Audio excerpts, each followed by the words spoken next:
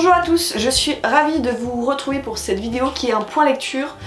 Je vous présente les 4 premières lectures que j'ai faites au mois d'avril, qui sont respectivement du thriller, du polar, du thriller, et j'ai simplement un roman de science-fiction. Je vais commencer d'ailleurs par celui-ci, et ensuite je vous parlerai thriller polar. Donc le premier roman dont je voulais vous parler, que j'ai lu, c'est Isolation de Greg Egan, c'est aux éditions Le Bélial.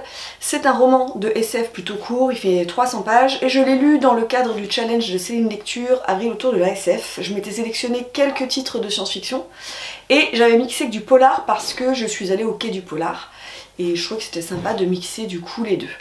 Alors dans ce roman, je mets en avant le fait que c'est de la hard SF, c'est pas forcément accessible si vous voulez commencer la science-fiction parce que ça risque de vous faire des nœuds au cerveau. Nous sommes en fait le 5 novembre 2034, il y a 30 ans, il y a une espèce de bulle qui a enfermé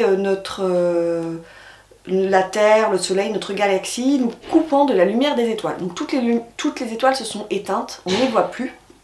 Et nous, on est 30 ans plus tard et on va suivre Nick, qui est détective privé, et on va le charger de retrouver une femme qui a disparu d'un hôpital psychiatrique, sauf que cette femme, elle résonne comme un enfant physiquement et mentalement, elle n'a pas évolué au-delà d'un enfant de 6 mois. Donc elle est incapable de s'évader de sa chambre, elle est incapable de marcher, elle est incapable de ne rien faire. Et cette femme pourtant s'est évadée. En tout cas, a disparu. Et donc Nick, la famille lui demande de retrouver cette femme. Donc la première partie du livre démarre un peu comme un polar, un thriller avec cette fameuse disparition. Et il va retrouver la femme assez vite, il va retrouver sa trace assez vite, tout du moins. Et Nick va se rendre compte que la société dans laquelle il évolue n'est pas celle forcément à laquelle il pensait. Alors on est dans un monde, donc on est en 2064 si je calcule bien, où vous avez des implants dans la tête qui vous fait passer dans des espèces de modes. Vous pouvez être connecté à internet en permanence avec des informations qui vous défilent devant les yeux, etc. On est vraiment dans un univers de science-fiction très poussé. Et ça va parler, donc c'est là où ça devient hard, c'est que ça va parler de physique quantique. Voilà, on va être dans ce domaine-là, j'en dirai pas plus.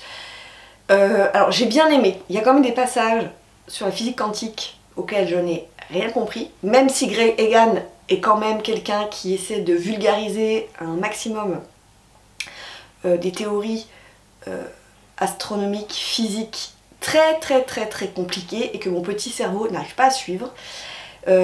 Parfois on se demande où il veut en venir, c'est en ça que c'est vraiment de la hard SF, donc faut un peu s'accrocher, à certains passages il faut vraiment s'accrocher, mais je suis contente quand même d'être arrivée à la fin du bouquin parce que finalement on se rend compte que tout est cohérent, toutes les pièces du puzzle se mettent en place. Et en fait j'ai beaucoup aimé la plume de l'auteur, la manière dont il présente les choses. Mais encore une fois, je vous mets en garde, c'est de la hard SF, donc si vous voulez commencer la science-fiction, je vous déconseille, parce que vous allez être paumé, commencez par des choses un peu plus faciles, un peu plus accessibles. Si vous êtes rodé, c'est vraiment, je pense que Greg Egan, alors moi c'est le premier livre que je lis de cet auteur, mais je pense que c'est une pointure en fait dans le domaine. C'est un roman qui avait été publié, c'est une republication, hein, c'est un roman qui date je crois, voilà, de 92, exactement. Et il a été édité donc par le Bélial. Et je tiens à souligner que la couverture est d'Aurélien Polis. Elle est de toute beauté. Voilà pour cette première lecture science-fiction. Donc maintenant je passe à tout ce qui est polar. Alors je vais commencer par un petit polar historique. J'ai lu Les 7 vies du moine de Olivier Bard Cabusson aux éditions Actes Sud dans la collection Actes Noirs, que j'ai lu et chroniqué dans le cadre d'une masse critique Babelio. Alors il n'est pas très gros, hein, il fait 330 pages, c'est un 9e tome, sachez-le. Je l'ai demandé quand même sur Babelio parce que c'était spécifié qu'on pouvait le lire de manière, alors pas vraiment indépendante, mais si on n'avait pas lu les 8 premiers c'était pas très grave, ce que je confirme, vous pouvez le lire sans avoir lu les 8 premiers, mais je pense que, parce qu'en fait j'ai beaucoup aimé les personnages, au vu de l'attachement que j'ai pour les personnages, je pense que commencer par le premier tome de la saga qui s'intitule, c'est un titre avec Casanova, Casanova et la femme sans visage, je pense que vous pouvez commencer par le premier tome qui doit être sorti en poche. Alors ici nous sommes à Lyon en 1760 et on va suivre le chevalier de Volnay qui est donc alias le commissaire aux morts étranges. Il est accompagné donc de Yasmina qui est une égyptienne qui est sa compagne parce qu'ils reviennent du Caire. On a aussi le père du chevalier de Volnay qui est un moine hérétique.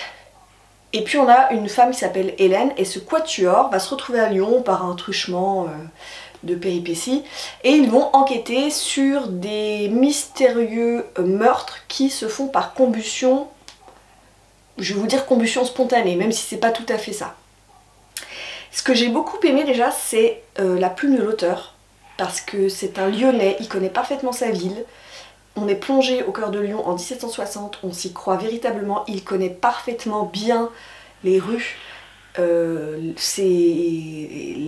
connaît parfaitement bien le passé de Lyon. Et le type est un puits de science. C'était vraiment, j'ai appris plein de choses et c'est pas des choses, vous savez, vous apprenez dans votre lecture des choses, vous lisez une phrase et vous avez appris un truc, c'est pas du tout pénible. On apprend vraiment presque en s'amusant. Et ça j'ai adoré. Il est vraiment excellent là-dessus, il transmet son savoir sans être rébarbatif. Donc ça c'est le premier bon point. Ensuite on est en 1760, donc on est vraiment en plein siècle des Lumières, je mange mes cheveux. Et en fait je trouve que l'auteur l'a très bien retranscrit, puisqu'on a que ce moine hérétique qui fait fi de toute religion, de toute attache sentimentale. On est au plein cœur de cette philosophie, cette liberté de penser, les expériences scientifiques. Voilà, c'est vraiment très très intéressant de ce point de vue-là, historique et philosophique. J'ai beaucoup aimé.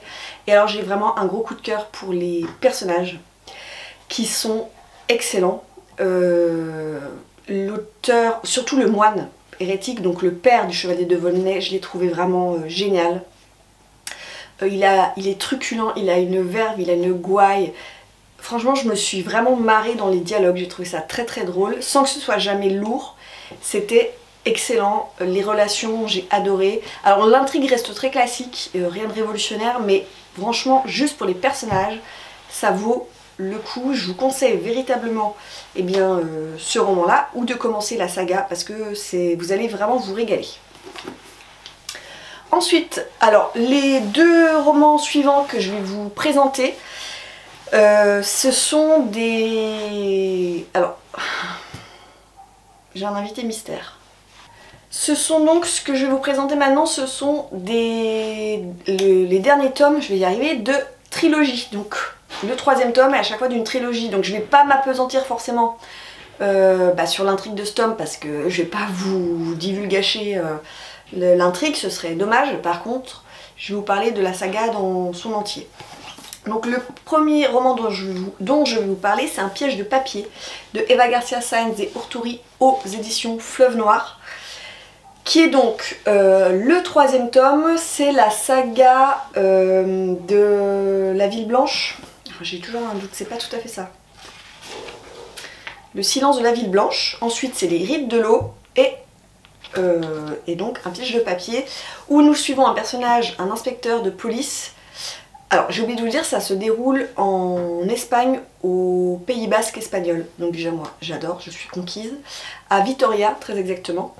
Et en fait le personnage est un inspecteur de police qui s'appelle Unai, qui est surnommé Kraken pour différentes raisons.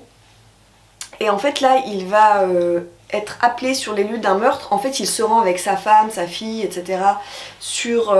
à une dédicace d'un best-seller de roman, d'un roman historique. On ne sait pas qui est l'auteur, c'est un auteur anonyme. Il se rend à cette dédicace et un meurtre va être commis. Voilà ce que je peux vous dire. Et les meurtres vont s'enchaîner. Et ce qui est hyper intéressant dans ce roman-là, c'est que vous avez en fait les passages qui sont présents avec Unai, qui va mener l'enquête avec tous ses collègues, sont entrecoupés par des passages de ce fameux roman historique qui est devenu un best-seller. Donc on se rend compte que dans ce fameux best-seller qui se déroule au Moyen-Âge, il va se passer des tas de choses qui sont liées aussi à l'époque, des tas de morts, de condamnations monstrueuses, et ces condamnations, on va les retrouver au présent, mais sous forme de meurtre, voilà. Ouais, j'ai vraiment, j'ai bien aimé parce que les personnages je les connais, on s'attache forcément au personnage du Kraken. J'adore moi l'ambiance Pays Basque espagnol, la petite ville de Vitoria, et j'ai beaucoup aimé cette mise en parallèle du présent et du passé.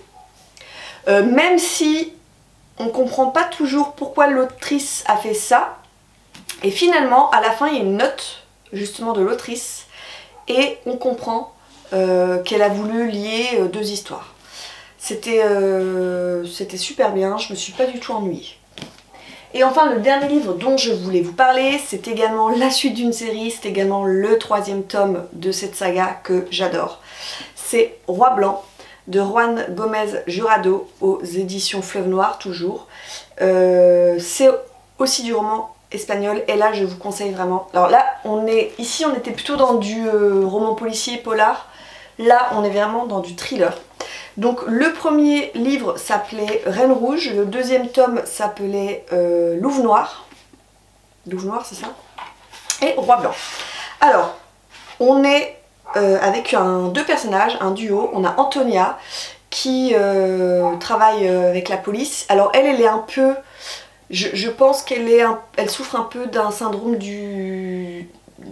Elle est un peu autiste Asperger, elle a du mal, elle a des relations, enfin elle a du mal dans ses relations avec les autres, il y a plein de choses qui font que elle est très isolée, qu'elle est très seule. Et en fait elle a été recrutée, elle a été formée par une organisation qui s'appelle Reine Rouge. Et en fait là où la police n'y arrive plus, on fait appel à Antonia parce qu'en fait elle a été formée intellectuellement, mentalement pour résoudre des énigmes incroyables. Et elle mesure 1m50, elle est toute petite, elle est épaulée par ce qu'on appelle son écuyer, c'est John, qui lui est un basque espagnol qui fait 2 mètres de haut, un colosse, tout en muscles, et ce duo va donc résoudre des enquêtes.